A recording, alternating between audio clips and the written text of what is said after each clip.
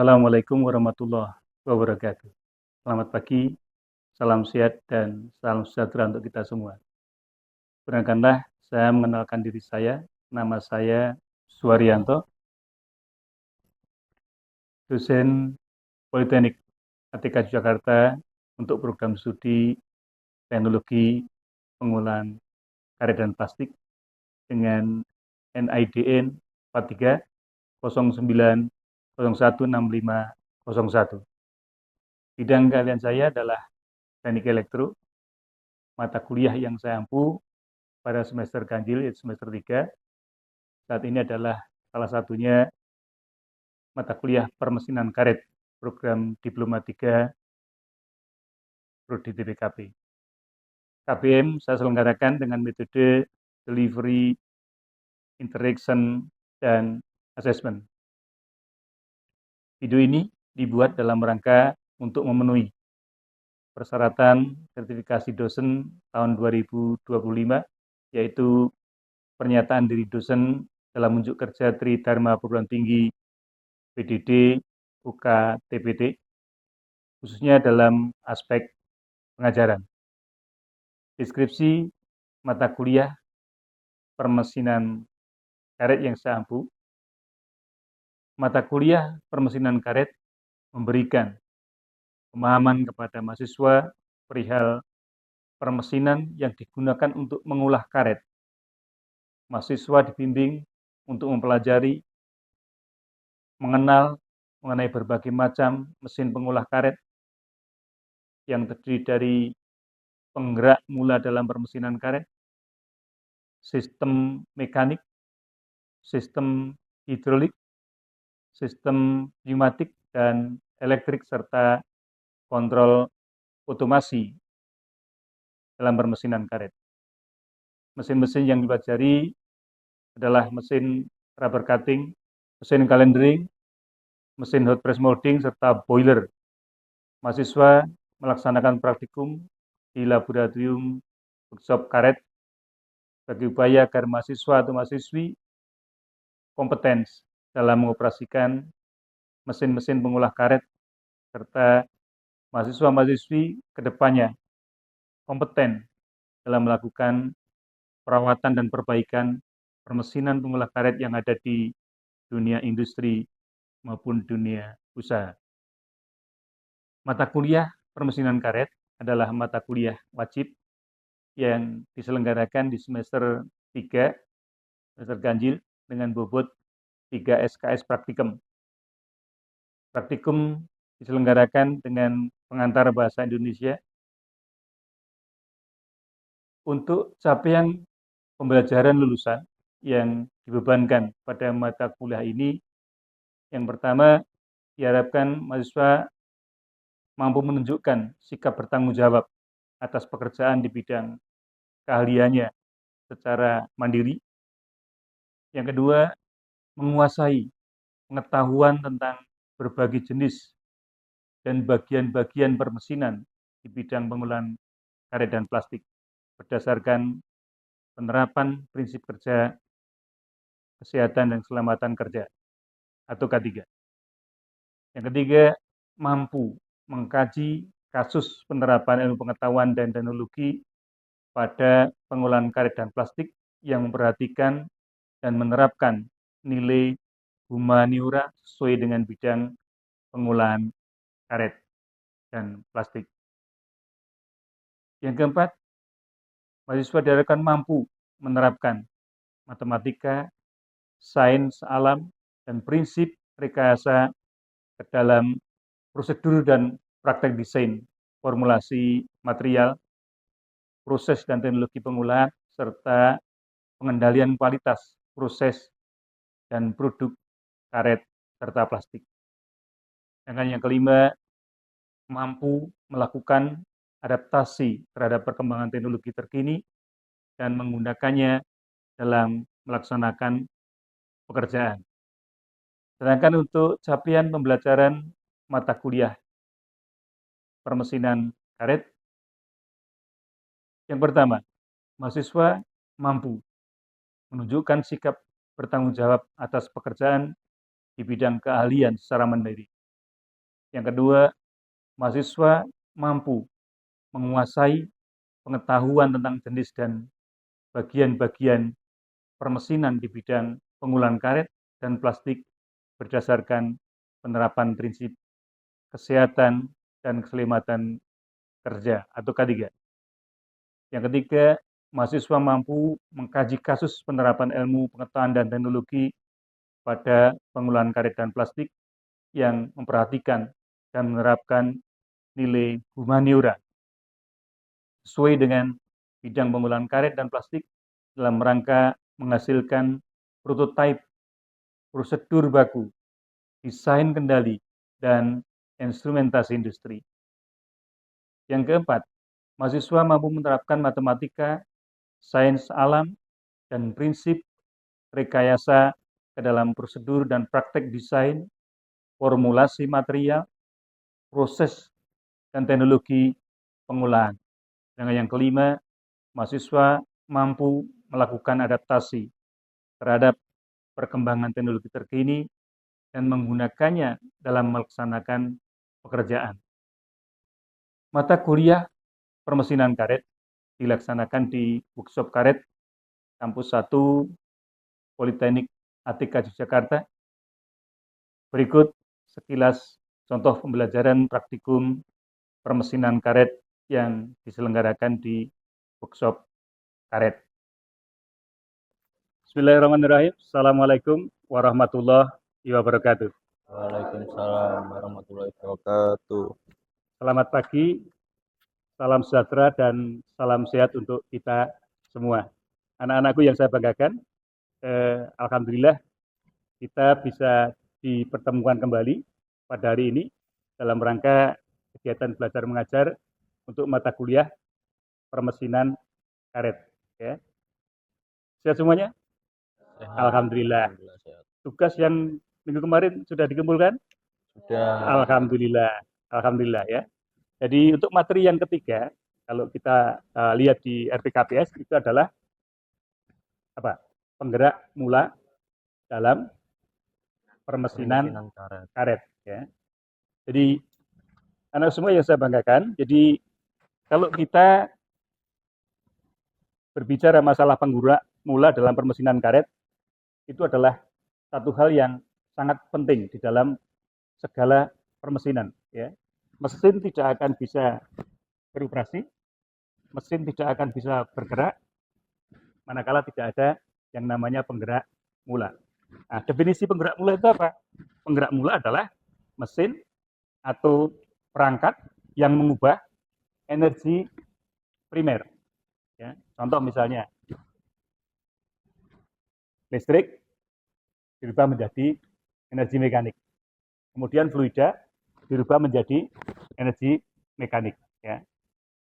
Ya, tentu saja di dalam permesinan karet yang minggu kemarin kita sudah diskusikan beberapa macam permesinan pengolah karet yang diantaranya adalah mesin roll mill, rubber cutting, mesin calendering untuk membuat lembaran sheet karet, kemudian mesin hot press molding untuk memvulkanisasi kompon menjadi barang karet. Nah, tentu saja menggunakan apa? Namanya penggerak mula. Dan secara umum, ya, 90% di industri itu penggerak mulanya adalah menggunakan motor AC, motor induksi, ya, terinduksi, ya. Paham ya? Penggerak mula dari permesinan karet adalah motor listrik. Terlepas nanti apakah motor listriknya itu motor listrik AC ataupun motor listrik DC, ya. Paham ya? Kemarin saya sepakat bahwa apa? Motor listrik AC adalah motor yang digerakkan oleh sumber tenaga listrik arus bolak-balik. Jadi dari PLN langsung dimasukkan ke motor. Kalau motor listrik DC, motor yang digerakkan oleh sumber tenaga listrik arus searah. Ya, arus searah itu dimulai dari misalnya aki atau PLN yang kemudian diarahkan. Ya, paham ya? Jadi ini contoh motor listrik. Ya. Kalau yang bawahnya adalah ini foto bapak saat melilit ulang motor 120 kW. Ya. Jadi motor kebakar, kemudian kita buat ulang, ya, buat ulang. Ya. Oke, paham ya? Lanjut. Ya. Kemudian kita tidak bisa terpisahkan dari instalasi listrik, ya. Kalau kita berbicara penggerak mula, tentunya dari sini dulu. Struktur dan komponen mesin itu apa? Dalam permesinan karet. Ya, struktur pembentuk permesinan karet. Yang pertama adalah apa? Penggerak mula. Yang kedua, ada penggerak mula, tapi kalau tidak ada instalasi listriknya, maka tidak akan berfungsi sebagaimana yang kita harapkan. Ya. Inilah kemudian namanya instalasi listrik dan kontrol atau pengendali. Ya. Kemudian sistem transmisi daya. Kita punya dengan sistem gearbox gitu ya. Ada menggunakan fluida, oli hidrolis di berbagai permesinan kita. Kemudian juga sistem pneumatik. Ada nggak sistem pneumatik? Ada di mesin reometer, mesin uji. Kemudian sistem hidrolik juga tidak ketinggalan. Jadi di mesin press molding kita, kemudian di rubber cutting kita, itu menggunakan sistem hidrolik. Ya. Oke, kembali ke topik yang tadi. Ya. Instalasi listrik dan kontrol. Apa definisi instalasi listrik? Mau tidak mau kita harus tahu itu kan gitu. Karena kalau kita mau menjadi supervisor ya di dalam pengoperasian mesin karet, tentu saja kita harus paham tentang itu. Instalasi listrik adalah proses memasang atau menyiapkan listrik, ya.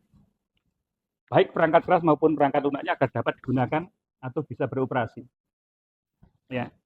Kemudian definisi dari kontrol sendiri apa? Ya, suatu sistem atau rangkaian komponen listrik yang dirancang untuk mengatur, mengarahkan, dan membatasi aliran listrik ke berbagai perangkat atau sistem.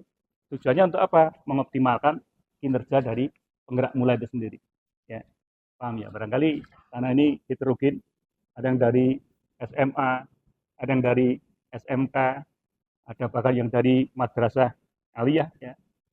Sehingga rasanya perlu kita diskusi seperti ini. Oke. Nah, instalasi motor. Ya. Instalasi motor itu dikenal dengan dua ya. Yang pertama direct online. Kenapa disebut direct online atau disingkat DOL? Ini biasanya kalau di industri atau di kehidupan kita sehari-hari, DOL itu adalah direct online. Jadi sistem yang disambung dengan listrik PLN langsung. Ya.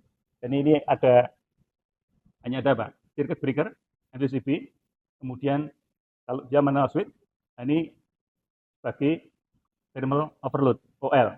Ini adalah motornya. Ya. Simbol daripada motor. Motornya adalah seperti ini. Hanya motor-motor satu fase. Motor-motor satu fase. Ya. Dan biasanya motor yang digalakan secara DOL itu adalah motor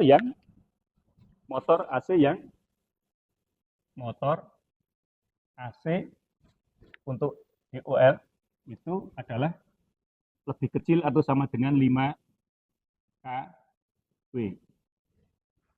Itu DOL biasanya. Karena apa? Arus startingnya ya, IN-nya 5 kW itu adalah P dibagi P I cos P. Tidak begitu besar. Kalau dayanya 5 kW berarti 5000 watt dibagi dengan tegangannya kalau satu fase sepakat 220 volt. Ya kan? Dikalikan I-nya berapa? Ya. I-nya ada P cos P ya. Kalau I nominalnya adalah ini P cos P-nya. Cos P-nya kalau motor induksi itu biasanya paling tinggi 0,8. 0,8. Berapa ini? Ampernya. Hitung kalkulator. 5 kW 0,8 ya. Berapa harusnya? Berapa kira-kira? Berapa? Anggap saja 5.000 dibagi 220 kali 0,8. Berapa? Ada yang tahu? 18, ampere. Nah, 18,1 ampere. Ini nominalnya.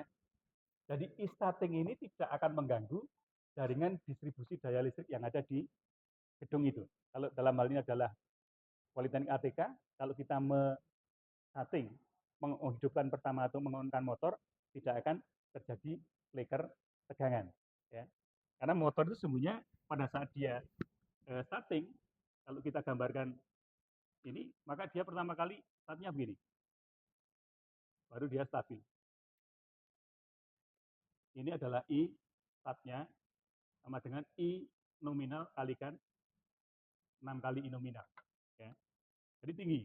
Tapi hanya beberapa mikro detik. Nah, jadi kenapa kemudian ini sistem DOL diizinkan? Beda dengan motor yang 3 fase atau lebih dari 5 kW. Ya kan? Kita bisa bayangkan berapa besar ampere starting pada saat misalnya motornya kita paham, motor apa namanya? Turol mill kita. Itu berapa kW? 90 kW. Mas, berapa kalau 90 kW? Kalau 90 kW berapa? 90.000. Ya. Kalau 90 kW berapa? Harusnya. Ya, akar 3 P cos P. Ya, akar 3 P cos P. Berapa? 327,27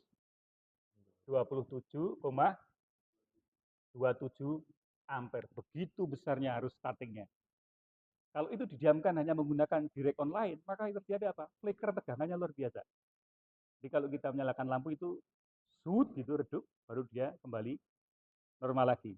Itu yang tidak diperkenankan. Baik di instalasi gedung-gedung, apalagi di industri. Sangat mengganggu kinerja daripada sistem-sistem yang lain. Jadi kalau 300 sekian ampere, nanti di lab komputer bisa shoot gitu kan. Nah, ini yang tidak boleh. Sehingga perlu yang namanya menggunakan sistem bukan dong. Kalau yang besar menggunakan sistem Y delta. Nah, star delta. Star delta. Ya. Star delta. Jadi sebetulnya mudah untuk melihat ini delta atau ya, star delta. Jadi star delta itu apa? Arusnya sepertiga arus normalnya, ya kan? Jadi star delta itu kalau kita bilang star delta, ya delta ini star ini delta motornya itu kan. Jadi kalau kita bicara secara terminasi motor, ya, ini ada U, V, W, X, Y, Z. U, V, W, X, Y, Z. Ya, Z. Nah, hubungan lilitannya itu adalah U ke sini, Y ke sini. Sehingga ini adalah ke sini. Nah, kalau kita mengkopel terminal motor ini, ya, ini terminal motor, ya. Kalau kita mengkopel begini, namanya hubungan apa? Ini kasih bar. Jadi apa yang terjadi? Hubungan di bintang, hubungan bintang, ya kan? Kalau bintang kan artinya kan begini,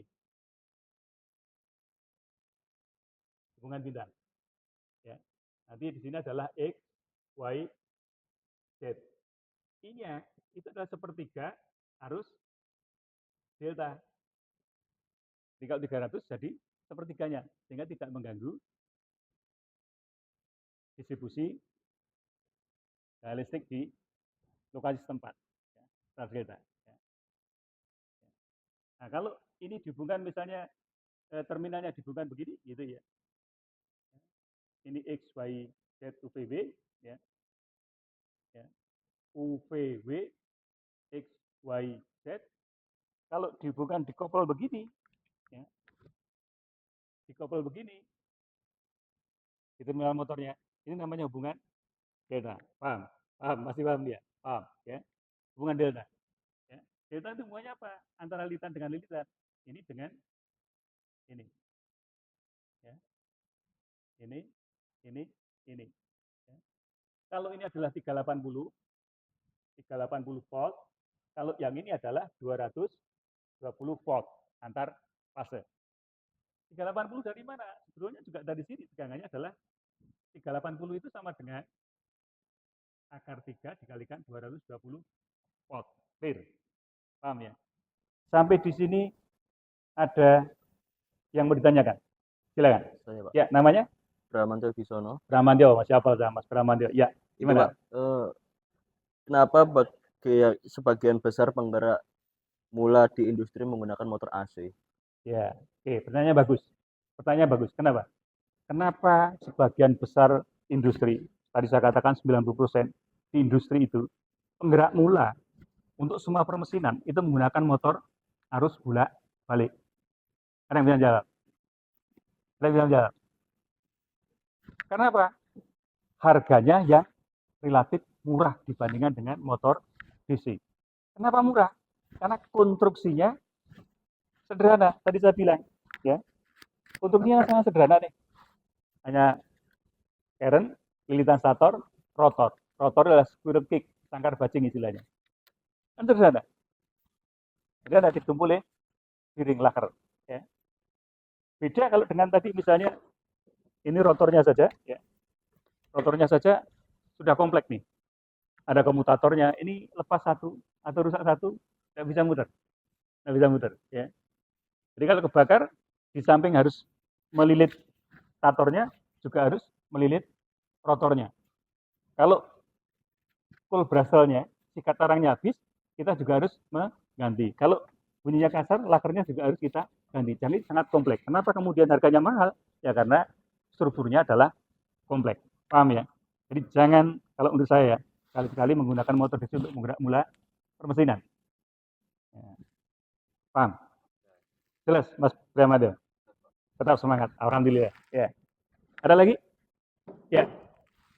Mas Ardi, Pak. Oh, Mas Ardi. Ya, ya, ya. Gimana Mas Ardi? Kan untuk pada kecepatan putaran motor DC sama AC itu kan nggak bisa diatur, Pak. Ya. Itu mengaturnya itu seperti apa, Pak? Ya, alhamdulillah. Pertanyaan juga bagus juga. Bagaimana mengatur kecepatan putar motor? Pertama AC ya. Yang namanya AC itu hanya single speed. Satu kecepatan. Betul. Kenapa? Tadi rumusnya saya bilang NS sama dengan 120 F per pole. Kalau ini tidak dirubah, kecepatannya tidak akan berubah. Tutup statornya. Ini tidak bisa diutak-atik nih. Ya. Statornya bisa. Kita mau buat berapa pole? Kalau ini 2 pole, ini medan bantu, ini medan utama. Kalau kita mau buat 4 pasang, bisa. Tapi maksimal pengalaman saya, ini hanya bisa di improve menjadi 6 kutub. Ya. Karena waktu itu saya cari motor yang speednya 900 rpm, susah. Sehingga saya bongkar yang 4 kutub menjadi 6 kutub. Turun jadi 900 rpm. Ya. Itu. Ya, gitu. Tapi kalau motor DC, ya, mudah sekali. Tinggal tegangan jepitnya aja yang dinaik turunkan. Yang masuk bukan 220, tapi diturunkan 150. Kecepatannya turun. Tapi ingat, torsinya juga turun. Artinya daya motor juga turun. Paham ya?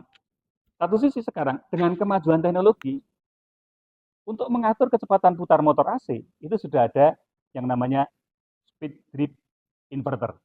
Ya. Itu basisnya adalah apa? Pengaturan tegangan dan frekuensi. Alhamdulillah, itu tugas akhir saya waktu S1.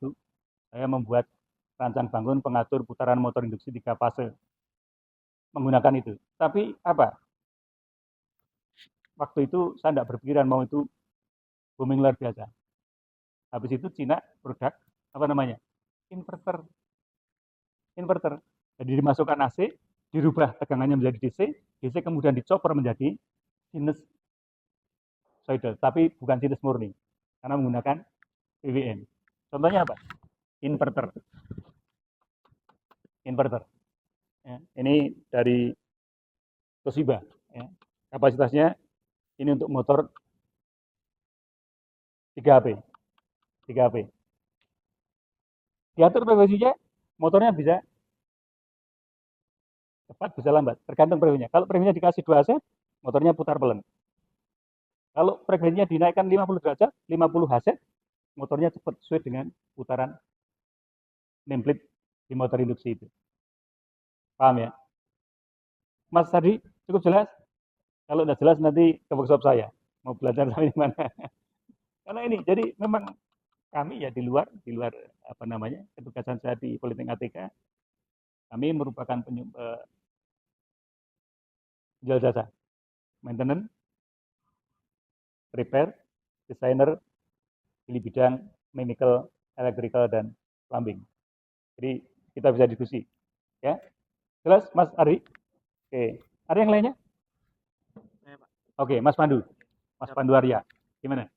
Ini Pak, saya mau tanya terkait instalasi listriknya. Hmm. Apa Pak akibatnya jika instalasi listrik untuk motor yang mana dayanya itu besar, itu tidak menggunakan pengontrol listriknya Pak? Ya, Cukup. oke, makasih. Ini juga memberikan apa namanya semangat untuk bagaimana pengalaman yang saya alami. Berkali-kali saya mencoba, bahkan dengan motor yang harganya 165 juta ya. Tanpa protektor, akhirnya apa? Motor kebakar, Mas. Waktu saya klaim dengan ground box-nya, tidak mau karena tidak ada sistem proteksinya. Jadi instalasi itu harus standar. Standar menurut peraturan umum instalasi listrik, WIL 2000 atau NEMA standar. Pengolah karet namanya adalah hot press molding untuk memvulkanisat kompon yang sudah digiling, ya, kemudian dipres menjadi barang karet yang sudah tervulkanisat. Baru nanti kemudian diuji di mesin reometer. Nah, pengaturannya dilakukan di sini. Jadi pengaturan apa namanya, berapa waktu lama untuk pengepresan. Kemudian alhamdulillah ini modifikasi saya di permesinan karet dulu menggunakan boiler. Di boiler kita gunakan untuk menguapkan air, panasnya kita manfaatkan untuk memanaskan flat hot press ini. Tetapi apa kendalanya? Waktunya itu 3 jam untuk mendapatkan suhu 150 derajat. Jadi pada saat jam 8 mau praktek, jam 5 laboran saya harus menghidupkan. Jadi Pak Puji itu harus datang ke sini jam 5 pagi. Ya, 3 jam dibutuhkan. Nah, dengan modifikasi ini, ya, ini saya lakukan penelitian, kemudian baru kita implementasikan di mesin ini. Alhamdulillah, 30 menit suhu sudah bisa tercapai. Barangkali bisa dipelajari lebih lanjut, nanti anak-anak semua bisa melakukan inovasi teknologi mana yang bisa membuat lebih efisien produksi. Gitu ya. Oke, mari. Yuk, selamat belajar, tetap semangat. Cukup? Oke, baik. Terima kasih. Rasanya waktu juga yang membatasi kita, ya. Masih banyak lagi yang membaca di bahan diskusi kita, tapi bisa nanti kita teruskan di lain waktu ya. Nah, ini sebagai pengantar matrikulasi untuk melaksanakan unit praktikum yang ketiga. Ya. Observasi, pengamatan, mesin penggerak, mula pada mesin-mesin pengolah karet. Ya. Kurang dan lebihnya saya mohon dimaafkan. Terus tetap semangat belajar untuk menggapai cita-cita di masa depan. Ya. Terima kasih semuanya, selamat belajar dan selamat melaksanakan praktikum. Akhir kata, saya mengucapkan terima kasih kepada Direktur Politeknik ATK Yogyakarta yang telah berkenan memberikan kesempatan kepada saya untuk mengikuti sertifikasi dosen tahun 2025. Tak lupa juga kepada Kepala Program Studi Teknologi Penggunaan Karet dan Plastik, teman sejawat, para dosen yang telah berkenan memberikan penilaian terhadap diri saya, dan terima kasih juga kepada para mahasiswa dan mahasiswi yang juga telah membantu saya demi terlaksananya sertifikasi dosen saya tahun ini. Semoga amal baik Bapak Ibu dan para mahasiswa-mahasiswi mendapatkan limpahan pahala dari Allah Subhanahu wa taala. Amin. Amin ya rabbal alamin. Akhir kata saya ucapkan akhirul kalam, billahi taufik wal hidayah. Wassalamualaikum warahmatullahi wabarakatuh.